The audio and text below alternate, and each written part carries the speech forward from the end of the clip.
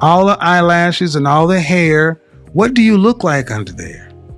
I mean, I look the same. I'm just. No, you don't. Because if you did, you wouldn't have all that on. Fresh face out of the shower, just your natural face.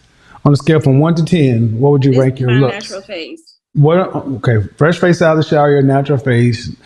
You can't use 7. What would you rank yourself? 1 to 10. If you don't wear makeup, why are you on this channel? You can't get no man. Okay? Not one with money. Not big money. That's gonna tell you don't work no more. Okay? Put on some makeup. Go get you some makeup tutorials. What if you like the natural look? But he don't. Men don't like the natural look. Okay? They like natural looking makeup, but they don't like the natural look. They might as well be looking at a man. So as I have gotten older, one of the things I have been interested in is how to hack the beauty hierarchy. And this is not bad. All women hack the beauty hierarchy. That is the whole point of makeup. That is the whole point of all the fake lashes and the fake nails and the jewels on the nails, the rhinestones or whatever on the super long nails, the wigs and weaves, all of that stuff. That's hacking the beauty hierarchy, or that's trying to. But one of the things I've been thinking about is Kevin Samuels and what he would say to women when they would call his show. And I know one of his questions was, how do you look fresh face out of the shower? And I know this was an offensive question to some women. I mean, I guess, well, and I believe this question kind of went over women's heads. And I think in particular because Kevin Samuels being polarizing and many of his questions being offensive to some women, or they took offense to it, to many of his questions. And so him asking how do they look fresh face out of the shower, this is not necessarily something that really stayed on women's minds maybe, but I think it's so important because I'm starting to feel like one of the best ways to hack the beauty hierarchy is not necessarily all the extras that you put on, but perhaps what you take off. And I've never really been into putting on a lot anyway, but the older I get and the more I see women my age and older, so women, in their 40s and 50s, the more I see these women pile on the makeup and, do all of these things to try to look younger. Now we have the lip filler. Now we have the Botox and the facial filler. And we have all these things. And the more of these things I see, it actually doesn't want to make me do it more. It also makes me just kind of think about, well, what would happen if I decided to do none of it? And to sort of implement what Kevin Samuels used to ask about, which is, how do you really look fresh face out of the shower? So I often wonder, is this something that the millions, perhaps thousands or millions of subscribers of Kevin Samuels, all the black women who are subscribed to his channel, I wonder if this is something that they've considered. So the question I've been trying to ask is, can beauty be bought? This is not just a question that I have. I mean, I've been seeing things online, these type of questions coming up, like buying beauty, can beauty be bought? And then what's the price of it if it can be bought? And these are things that I've been kind of considering myself, and particularly as I progress in age, right? Things that I'm personally thinking about. But I also want to address this from a standpoint of drag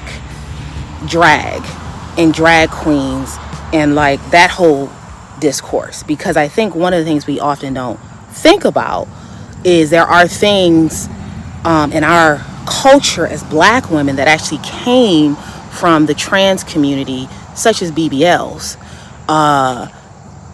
It was, the first women or the first people getting BBLs en masse, those were actually trans folks.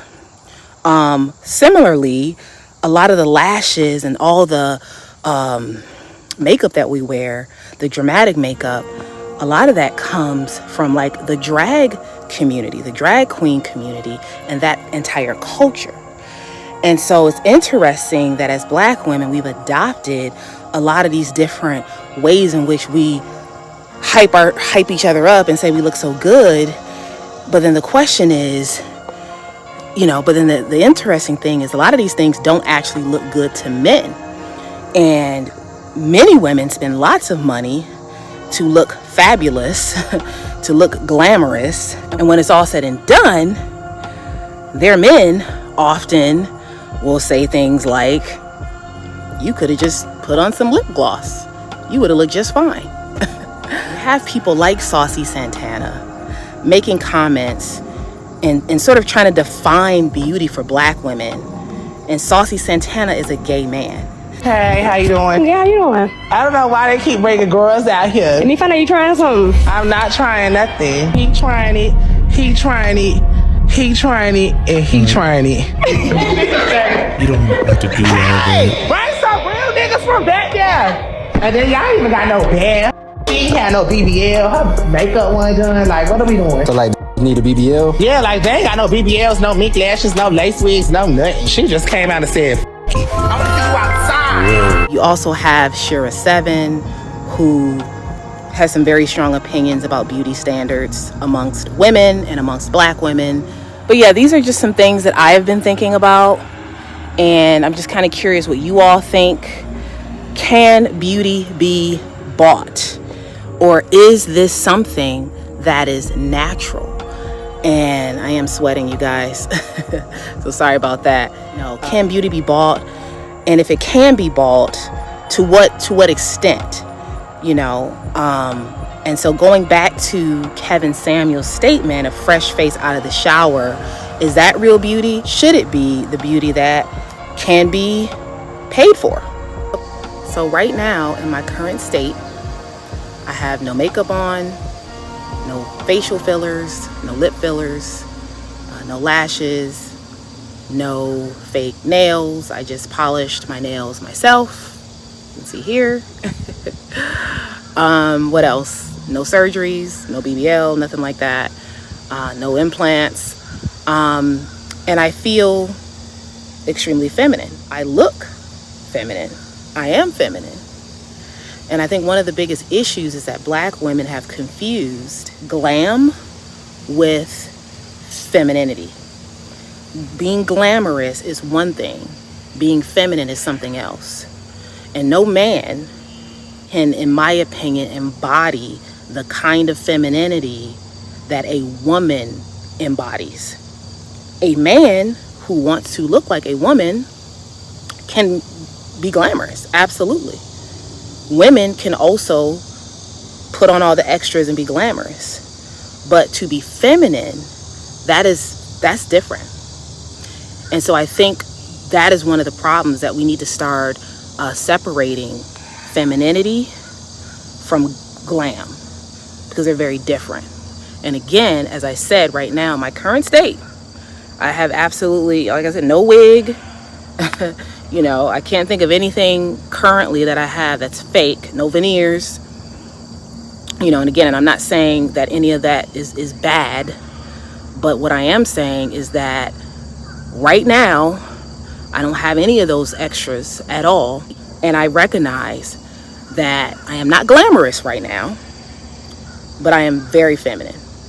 I'm at the beach, I'm soaking up the sun and feeling extremely feminine. And I think that is a way as black women that we can reclaim our femininity, is getting in touch with our natural state. The more in touch that we can become to our natural state, the better. And I am getting some really good sunlight, which helps. I think what's happened is that black women have sort of co-opted the drag look, and we assume that the drag look, all the extras, that somehow we equate that to femininity. As women, we've adopted the look that they were going for. And they were going for that look because they wanted to look like a woman. But because we already look like women, we don't need to put on all the extra layers. I used to wear wigs. There's pictures out there online of me with a wig on. I have a whole video about my journey and how I transitioned to locks. But I've never, thankfully I've never had a perm. I never had a relaxer. But what we're starting to see now is a lot of these things, these extras, these add-ons, we are seeing the damage that these things are doing to Black women. There's lawsuits out there for all the women that were getting relaxers for so many years, now having issues with various types of cancer. I've been watching videos about sort of like the lip filler issues and the issues with the veneers and the issues with, what was the other one I watched about people getting the LASIK eye surgery and all these things. I'm not saying if you indulge in any of these things that is bad, but what I am saying is less is more, because the way I was raised was, if it's not broke, don't fix it.